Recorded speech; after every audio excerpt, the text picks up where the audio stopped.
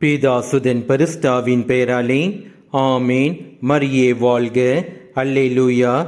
தூயகத்திலிருந்து அவர் உமக்கு உதவி அனுப்புவாராக. சீயோனிலிருந்து அவர் உமக்கு துணை செய்வாராக. ஆரோக்கிய மாதாவே, எங்களுக்காக வேண்டிக் கொள்ளும். அல்லேலூயா, அல்லேலூயா, அல்லேலூயா.